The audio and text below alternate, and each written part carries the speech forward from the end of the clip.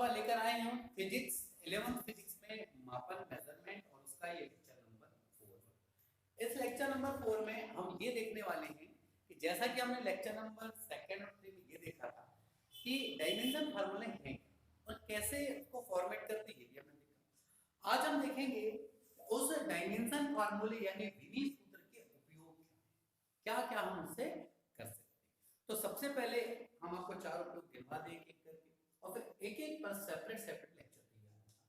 सबसे पहली बात है मात्रक ज्ञात करना। किसका? भौतिक राशि।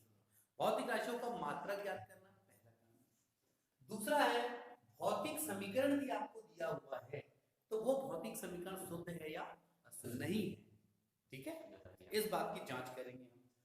अगला है कि भौतिक राशियां दी हैं कि मान लो आपको दिया है कि कोई बल है, मान लो फोर्स, बल जो है द्रव्यमान मास और त्वरण एक्सेलरेशन पे डिपेंड करता है। तो बताओ इनका फार्मूला क्या होगा? ये भी रिलेशन ज्ञात करेंगे हम विधि सूत्रों के अनुप्रयोग से। भौतिक राशियों में संबंध ज्ञात करना। फिर मात्रकों की पद्धतियां यानी एसआई पद्धति के मात्रकों को सीजीएस में, सीजीएस वालों को कैसे बदला जाएगा ये देखेंगे। इनमें से सबसे पहला है हमारा जो टारगेट है इस लेक्चर का वो है मात्रक ज्ञात।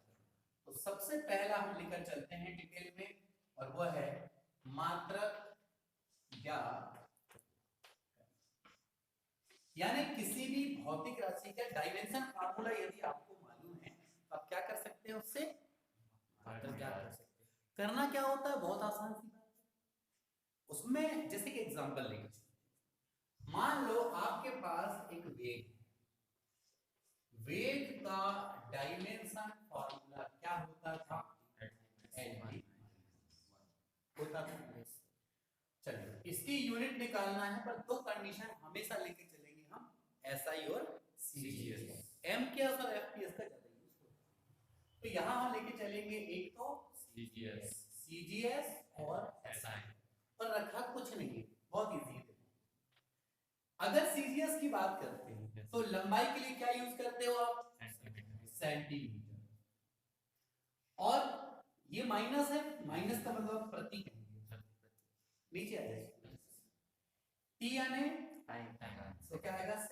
सेंटीमीटर प्रति सेकंड वेग का यूनिट किसमें? सीजीएस। लेकिन इसी चीज को जब हम एसआई में करेंगे तो मैंने आपको एसआई में सिखाया था कि भाई एल के स्थान पे क्या आएगा? मीटर। सेक इसके स्थान पे मीटर प्रति सेकंड। तो सीजीएस में हुआ सेंटीमीटर प्रति सेकंड, लेकिन इसमें हुआ मीटर प्रति सेकंड। इसमें कोई कंफ्यूजन नहीं। इसी प्रकार से यदि हम बात करें इसकी त्वरण, अब त्वरण का डायमेंशन फार्मूला अब सीख चुके हैं आप, बाद में सब याद हो जाते हैं धीरे धीरे, बार बार यूज करते हो ना। अब यहाँ पर सीजीएस और एसआई, ये क्या होगा बोले? सेंटीमीटर प्रति सेकंड और यहाँ मीटर प्रति सेकंड। कोई सो इजी हो रहा है, इसके लिए रखा। तो आप देखिए कि किस तरह से हमको यदि डायमेंशन फार्मूला मालूम है तो उस डायमेंशन फार्मूले की सहायता से हमने उसका यूनिट निकाला एसआई और सीजीएस। इसमें कोई कंफ्यूजन नहीं। इसके बाद हम और कुछ करते हैं, जैसे कि एक बल के लिए भी निकालते हैं। चलिए बल का डायमेंशन फार्मूला एम एल। अब इसके दो बल, सबसे पहले कौन सा? सीजीएस। इसके स्थान पे क्या है? एम यानी द्रव्यमान, सीजीएस सेंटीमीटर ग्राम सेकंड। इसका मतलब यहाँ पे द्रव्यमान को किससे मापोगे? ग्राम से। एल यानी सेंटीमीटर प्रति क्या आएगा? सेकंड, ठीक है। और यहाँ एसआई की जब बात करेंगे तब आ जाएगा किलोग्राम। याद करो एसआई में किलोग्राम था, एल के लिए और प्रति सेकंड का। एक बात और समझ लेना मेरी बात, इसको एक साथ कहा जाता है डाइन और इसको एक साथ कहा जाता है न्यूटन। ये डाइन और ये बल का एसआई मात्रक है न्यूटन और डाइन क्या है? सीजीएस। लेकिन इनके बीच में अगर आप रिलेशन निकालना चाहते हैं तो देखो रिलेशन कैसे है। भाई आपने कहा कि 1 न्यूटन का मतलब 1 किलोग्राम मीटर पर सेकंड। अब बात को समझना, 1 किलोग्राम यानी कि आप लिख सकते हो क्या 1000 ग्राम? Yes sir. मीटर को अगर सेंटीमीटर में बदलना है तो यहाँ 100 और यहाँ क्या कर दूं सेकंड का वर्ग जैसे का। और आप देखें कि 10 के साथ 3 शून्य हो, 10 के साथ, इसका मतलब 10 पर 5 की घात लिख सकते हैं क्या? और यहाँ लिख सकते हैं ग्राम सेंटीमीटर प्रति सेकंड। और देखो इस पूरे को एक साथ क्या कहते थे? डाइन। तो क्या इसको हटा के डाइन लिखा जा सकता है? यानी 1 न्यूटन बराबर 10 पे 5 की घात डाइन।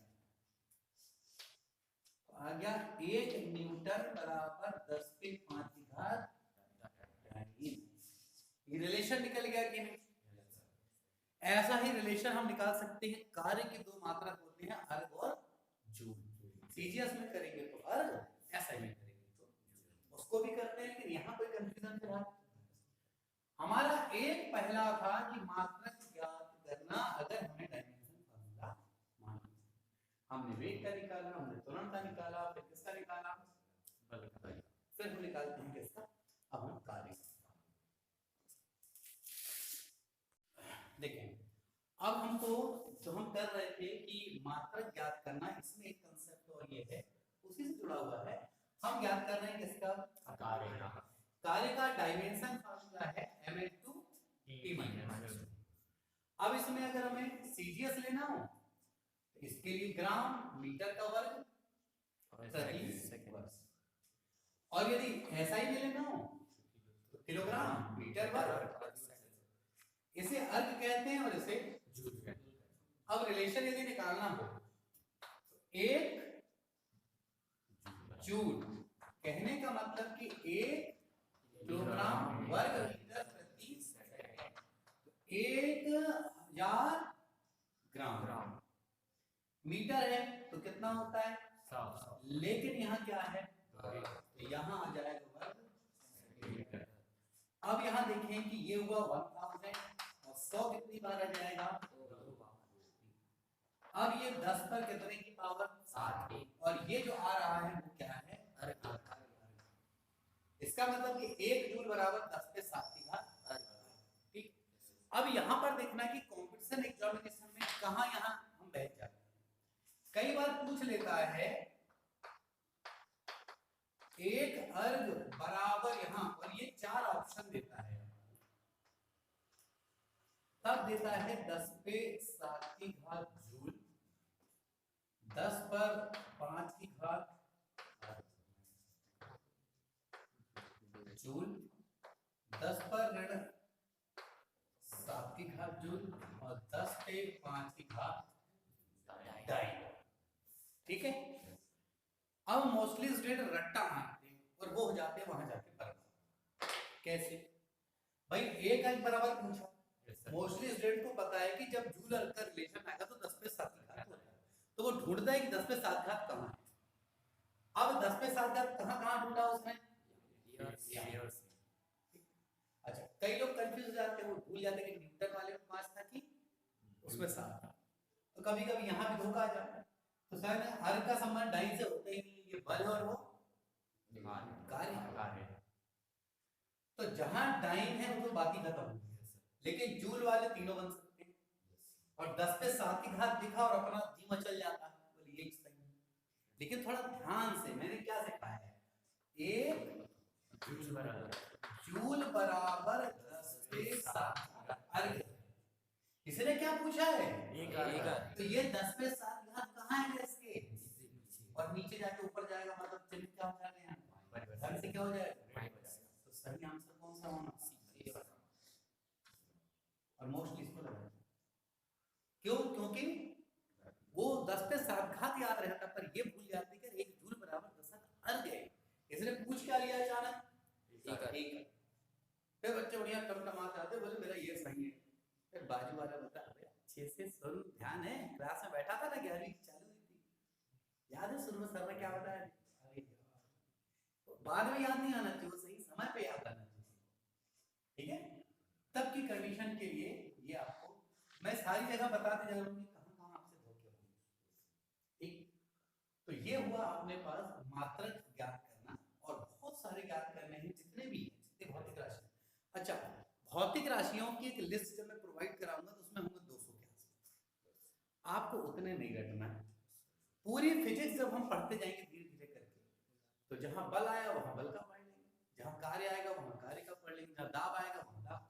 यानी पूरी बुक में धीरे धीरे करके टॉपिक आते ही हैं, तो जहां जो आएगा वहां पढ़ लेंगे, उसको रटने की कोई जरूरत नहीं। हाँ, आप सिस्टम को सीख लो कि डायमेंशन फार्मूला कैसे लाते हैं, डायमेंशन फार्मूला से यूनिट कैसे बनाते हैं, ये सीख लो। ठीक, तो ये कंप्लीट है। Yes sir. तो ये हुआ आपका पॉइंट नंबर फर्स्ट, मात्रक क्या है। और फिर है भौतिक समीकरण के शुद्धता की जांच, जिसको हमने क्लास लेक्चर में देख चुके हैं। तो क्या यहाँ देखना पड़ेगा अपने को?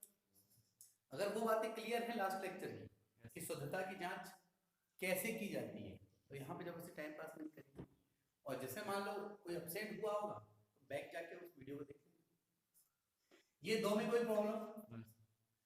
फिर चर्चा करनी है हमें किसकी? भौतिक राशियों में संबंध ज्ञात करना और पद्धति। तो ये क्या कर रहे थे पद्धति तो बदल, एसआई और सीजीएस में रिलेशन निकाल के पद्धति तो बदल रहे हो गया बोलते। अब बच्चा कौन सा? भौतिक राशियों में संबंध ज्ञात करना, और ये संबंध ज्ञात करना सेपरेट लेक्चर, इसको इस लेक्चर में शामिल कर देंगे, उसको नेक्स्ट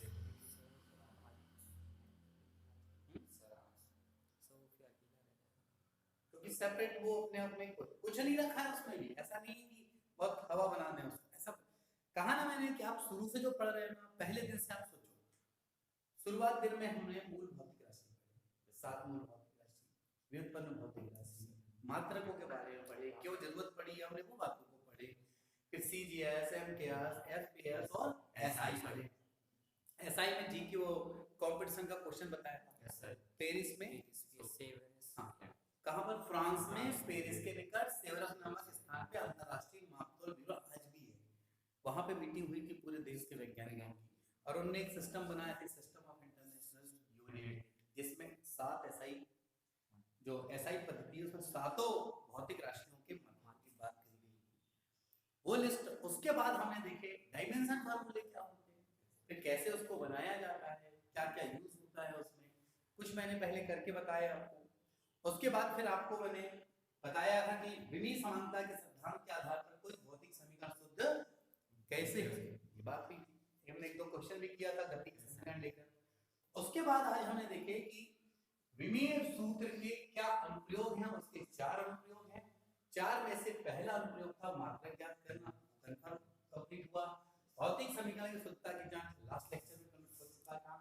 इसका 4th पॉइंट मात्रकों की पद्धति बदलना हुआ, ऑलरेडी हो चुका है। और बचा है पॉइंट नंबर 3 कि भौतिक राशियों में संबंध कैसे ज्ञात करते हैं। तो यही है कि इसी लेक्चर में चलने देना है या इसको हमको नेक्स्ट करेंगे, थोड़ा इनसे बड़ा है।